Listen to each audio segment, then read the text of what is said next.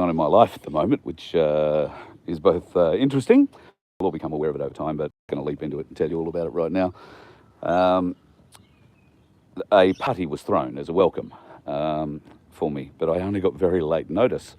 So, and by very late notice, it meant the party started at 4:30. I said, look, gee, that's lovely and everything. I'm very keen to have a party. Always keen to be part of it. Thank you very much. But I'd like to be home by 6 if I could at the latest. Turns out, no hope of getting home by 6 or 6:30 or even 7. And then when I did leave, I managed to somehow get myself lost. And I drove, 30 kilometres in the wrong direction. Absolutely the wrong direction. Thinking I was, going home, but didn't quite work out that way. I needed the GPS to get me home. I had no idea where I was. Anyway, hadn't even had a drink. So, very strange. But anyway, more about, I guess, what that relates to days and weeks ahead. Yesterday was a pretty cool day. We managed to get a few things achieved, Laura and I, which was good. And today we are trying to mobilise a bit of interest and a bit of excitement and a bit of support for Paul Ouffy and the Freedom Truck. So coming up on July 31st, there is a hearing. That will be to set a date for his trial. Now, if you're not over the Paul Ouffy case, that is the Freedom Truck that was seized by the police in Canberra, over 2 years ago now, coming up on 2 years ago. They have illegally kept that vehicle. They've stopped Paul from making an income. They've trumped up charges. They're going to be in for a very bad day in court if it actually gets that far, but we suspect they are trying to make an example. And that example is that they want to keep that truck. And the way that the coca laws work in Canberra, an interesting little set of laws that they are, means that the proceeds of any crime, which is what coca is all about, and they're calling the truck a proceed of crime somehow. It's not. And Paul's parents, helped him get that vehicle, and certainly had a lot to do with raising the money, helping him raise the money to get it fitted out for him. If you're not aware, Paul has a bit of a history with brain injury, which is tragic. He's had 3 brain injuries, all of which have contributed to a significant diminishment, not of capacity in any way, shape or form. It slows down his communication. He processes things a little differently and a little slower, and by most other people's standards, a lot slower. So processing information with Paul is a very different process, and that has to be taken into account. Now, the vehicle was built specifically for Paul. I mean, not from the ground up. It was an old second-hand or third-hand vehicle when they bought it. But they've done a lot of work to it, and Zeus 1 is its name. Now, there are pictures of it all over the internet. I haven't got anything here with me that I can throw up. I'm just doing this little live off my phone. So what we are trying to do is arrange a bit of support for Paul on the 31st of July. Now, if you are able to come to Canberra on the 31st of July, we would love to see you out front of the Canberra Courthouse. He will be there from 9 a.m. This is a hearing to set a date for trial, and the trial will happen pretty smartly. It will have to happen in the next couple of months, given the time now that this has been dragging out. Now, this entire process I've been involved with in the background at various different times, and I can tell you that if you are in Canberra, I would seriously consider doing whatever you have to do not to use legal aid. Now, that might be the case everywhere else when it comes to using legal aid as well, but it has been my experience that all they do is fight to get you to agree to plead guilty to something. They offer no defence. And that is problematic because they just refuse to give you, even if you provide them a defence, they refuse to present it for you. So I'm not exactly sure if that's the way legal aid works everywhere. This is, I've got to admit, been my only experience close up and personal with legal aid, and I'm quite shocked at well, the help they pretend to be offering when they are not, in fact, offering help. And if you are aware of the system, you know damn well they're just working for it. And we have been working very hard trying to secure Paul a barrister.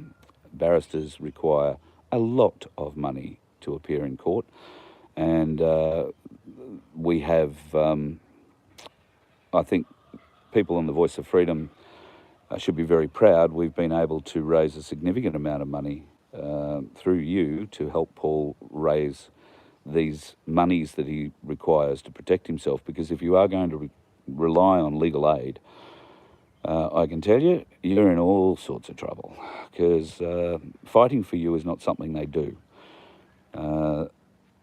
And another time we might talk about why that is, but probably not in the lead up to this case. To get to Canberra on the 31st of this month, 9 a.m. out in front of the courthouse. We would like to see as much support there for all as we possibly can. I know the Canberra crew are getting involved. They're actually saying good morning to the Governor-General right now.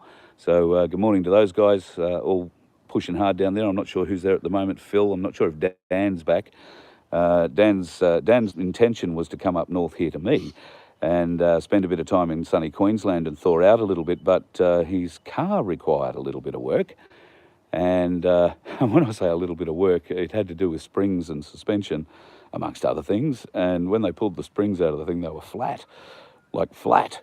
So anyway, hopefully Dan's got new springs in now. I've got a spring in his van as well as his step. Maybe getting a little bit of warmth up here. I'm hoping he's heading up here, but if not, he'll be back in Canberra. And he too has court again, I think early next month from memory. So there are a lot of the Canberra standers, a lot of folks who just went to Canberra, who have been through that legal aid system in Canberra, and they will know damn well just how interesting it can be. So how about we show them that the people know what they're up to, and we're not going to let them railroad a brain-injured young man who was simply following directions. That's all he was doing. He was the third truck in a 3-truck convoy. They were all told to go somewhere until police stopped him. And of course, not knowing Canberra at all, not knowing where to go, being worried about the size of the vehicle, where they wanted him to go, how to turn it around, yada, yada, yada, yada, yada. I think it's going to be an interesting case. But show your support. If you can come to Canberra, we would love to see you there. It will be the 31st of July from 9 a.m. He's due in court. It's not likely to be a long hearing, I wouldn't have thought. If they do proceed to go to trial, then they will set that date there, and it'll be a, see you then kind of thing. However, there are significant things going on in the background. There might be some conversations had prior to the actual court opening, which might mean lesser charges. They might drop a few, which could de-escalate the situation from the Supreme Court back down to the Magistrates Court. That being the case, then that's probably a good outcome. But the only outcome where we would consider this to be a success is all charges dropped and the truck immediately returned to Paul. No waivers being signed by Paul or any other party to excuse the police for the damage that they have done to the truck or allowed to be done to the vehicle. We have a long list of things that the police may or may not have done to the vehicle. We certainly know the state of the vehicle when it was stopped, and we have not been allowed to view or get close to the vehicle since that day.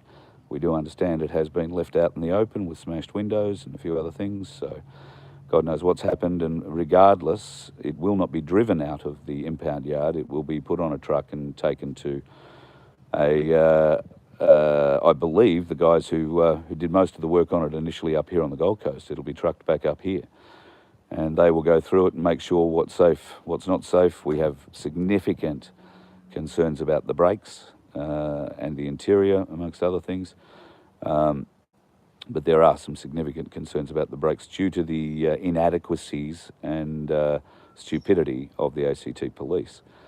In a lot of cases, they may have done tens of thousands of dollars worth of damage to this vehicle, and they've already made noises that, you know, might be able to let the vehicle go, provided you're not going to sting us for any damage to it. Well, they won't let us in to have a look at the damage that may not have been created or may have been created, but they were sort of hanging that out. They didn't make the offer so much, but they did hang it out, and didn't get a great reception. So if you can help Paul, maybe you can help him again by donating a few more bucks to his legal fund. freedomtruck.com.au, I think, is one of the sites. If you just type in Freedom Truck, you'll find him. He's got a number of pages up. Type in Paul Ouffy or Paul's Freedom Truck. You will find a number of pages there. They all lead back to the one donation page for them. And we are on the verge of some news, I hope, in that regard. It really does come down to funding.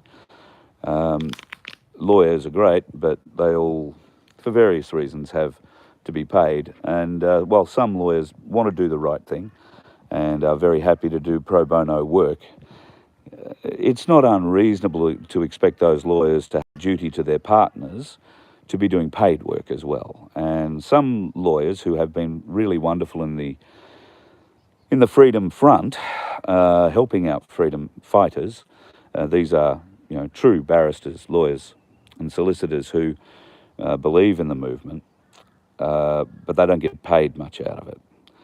And if you are in a partnership, particularly a law partnership, you're under obligation to take up cases that actually pay, and you can cover the costs. That way you can cover the cost of your associates and associated others who do a lot of the legwork for you. Not suggesting a barrister doesn't do any.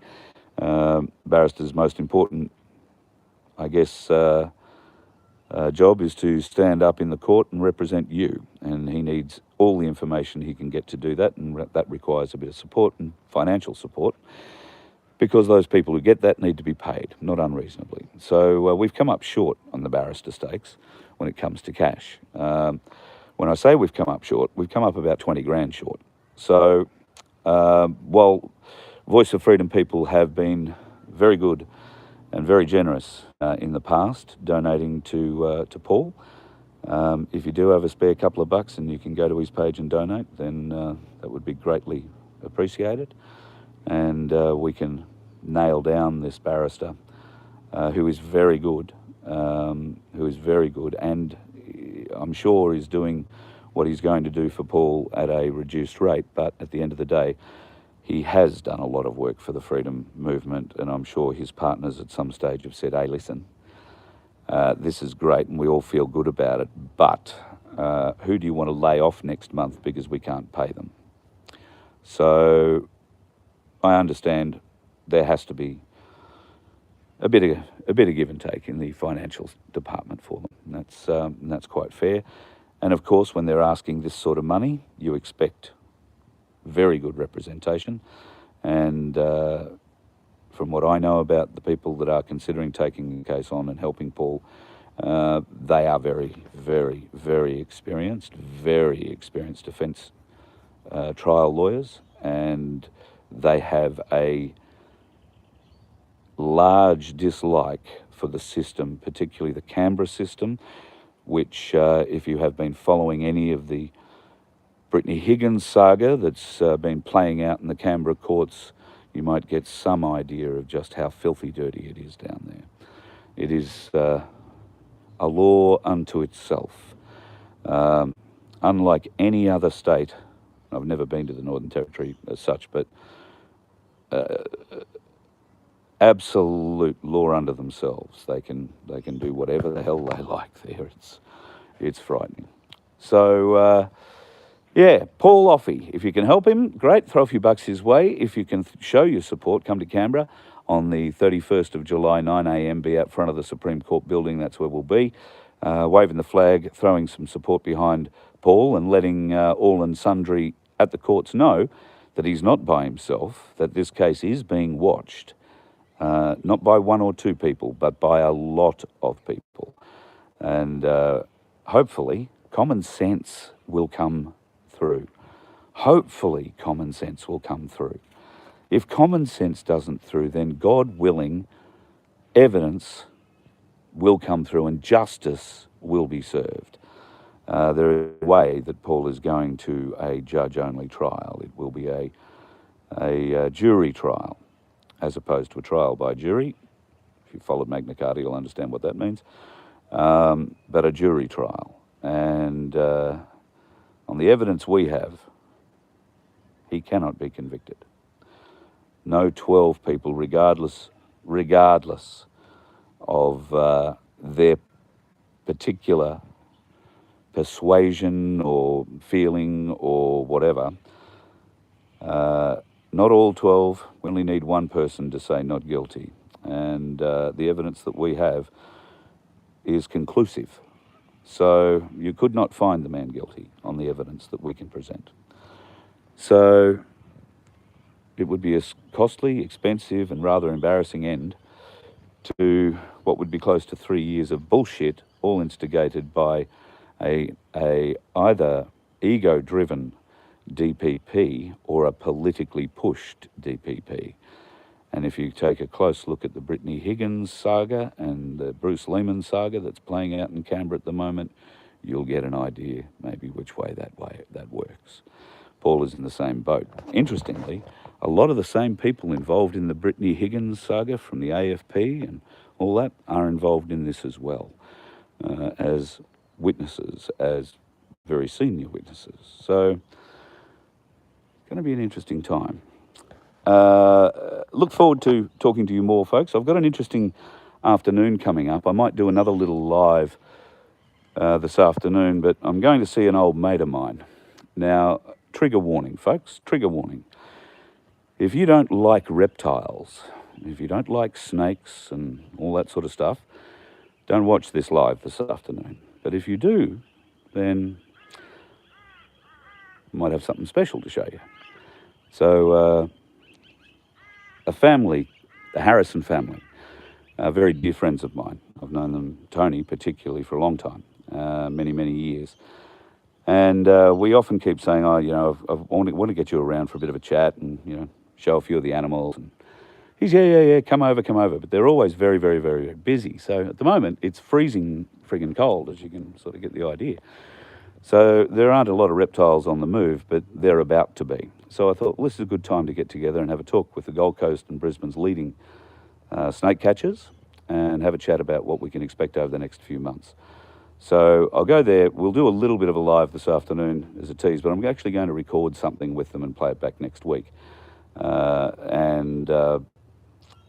If you are in any way curious about snakes, you don't have to be scared of them. They're as scared of you as you are of them. No need to go and put your He-Man thongs on and go and try and catch one and move it if you don't know what the hell it is. And trust me, most people don't know how to identify a snake, and Tony and Brooke will let you know about that today. And they have a young son, Jensen. So if you've got kids who might be curious about these sorts of things, well, Jensen will give them a warning too. He's been around these reptiles since he was born. In fact, I think he went on his first snake catch at less than 24 hours old. He's been releasing snakes since, I think, before he could walk, or very close to just after he could walk. And these days, he plays a pretty big role in the family business during the cooler months, which is putting on reptile shows for caravan parks and corporate shows and all that sort of thing. So I'll give you a bit of a look this afternoon, and we'll see more during the week. But if you don't like snakes, you're not going to enjoy this show. If you like crocodiles, you might enjoy this show.